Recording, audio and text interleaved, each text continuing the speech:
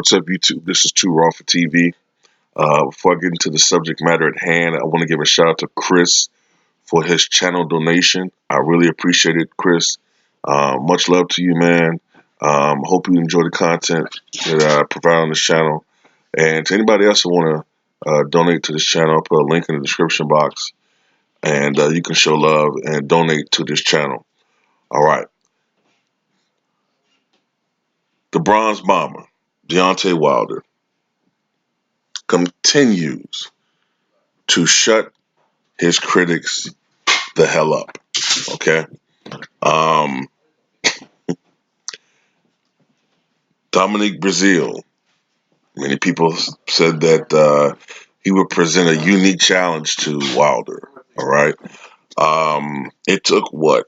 Anthony Joshua 8 rounds to dispatch of Breazeale. Took Wilder half a round. Wilder had one of the most devastating knockouts in recent heavyweight memory. I mean, it conjures memories of, uh, guys like Mike Tyson and Julian Jackson. I mean, he has devastating knockout power. When it comes to look, when I was growing up, Ernie Shavers was always up there as far as like the best right hand in heavyweight history. From looking at Deontay Wilder, I don't know about that anymore, man. I don't know about that. Um, and generally speaking, George Foreman is considered the hardest hitter. Deontay Wilder's in the conversation now, man. Um, One of the things you look at is knockout percentage. All right. Jack Dempsey, all right, famously uh, pulverized Jess Willard to win the title in 1919. He had a 59% knockout percentage. All right. The Brown Bomber, who uh, Deontay Wilder kind of gets his nickname from, the Bronze Bomber. All right. Joe Louis, he had a 75% knockout percentage. Okay. Rocky Marciano, all right, undefeated, had an 88% knockout percentage. Vitaly Klitschko had an 87% knockout percentage. At one point, he had the highest knockout percentage in heavyweight history. All right. Sonny Liston, all right, the great Sonny Liston, 72% knockout percentage. Mike Tyson, all right, my favorite fighter growing up, 76% knockout percentage. Big George Foreman, 84% knockout percentage. Deontay Wilder, this includes the draw that he had, 95% knockout percentage. 95%. And they even saw an article from Deadspin from this year that had listed the fighters with the highest knockout percentage in their careers, and it didn't even list Deontay Wilder on it. It didn't even have the Deontay Wilder on the list. He should have been. They had Edwin Valero number one. All right, 24 fights, 24 knockouts. All right, should have had Deontay Wilder number two, but it didn't. It was a list with. It wasn't a weight class list. It was heavyweights because Klitschko was on there, but it didn't have Deontay Wilder on it. This guy, I mean, I'm gonna tell you something, man.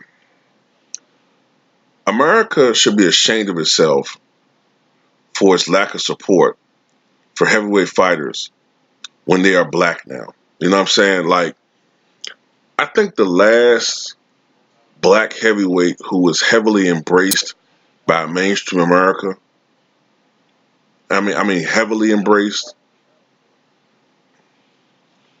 maybe George Foreman to an extent, but really Mike Tyson. You know what I'm saying? Um, and even with Ali, man, a lot of people like to pretend that they were Ali fans or they supported Ali. No, they didn't. They only supported Ali when he became more mainstream in the 70s, and he kind of shied away from talking about certain things in American media.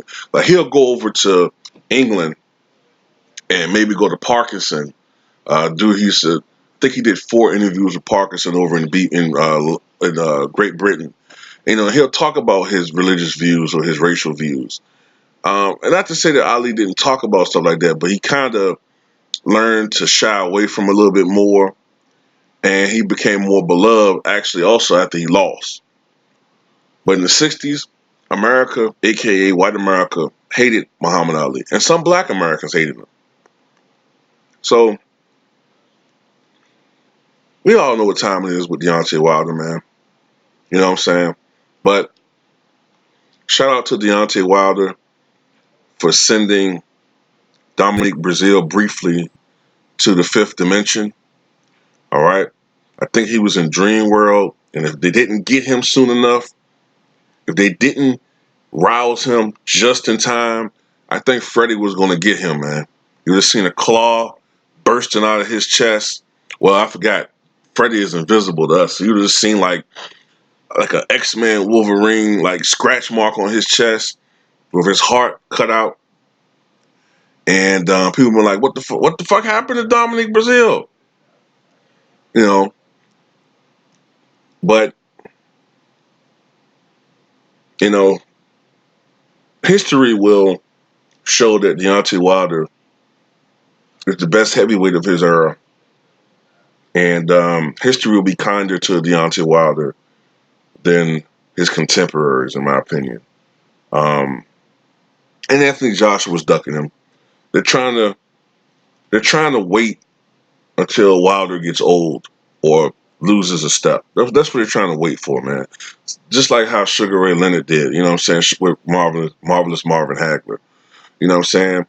Sugar Ray Leonard wanted no parts of Marvin Hagler when he was in his prime. But he waited until about the Mugabe fight in '86 and saw that Hagler was slowing down. And that's when he wanted to fight. And then he still wanted to manipulate everything into his advantage. He didn't want a 15-rounder. You know, I think he wanted certain size gloves and, you know what I'm saying, had certain strategies, ran the whole fucking fight. Don't get me wrong, Sugar Leonard is one of the greatest fighters of all time, but, you know what I'm saying, he did try to wait until Hagler was, you know, battle worn until he fought him. That's what Anthony Joshua and Hearn are trying to do, man. They're trying to wait until Deontay Wilder gets like 35 or something, you know, and hopefully they hope that his timing get off and, you know, they might have a shot. But it is what it is. Deontay Wilder is the people's champ. Anthony Joshua is a pretender. Okay? Deontay Wilder, Ali, Joshua, I'm not even going to say he Joe Frazier. He Ernie Terrell or some shit.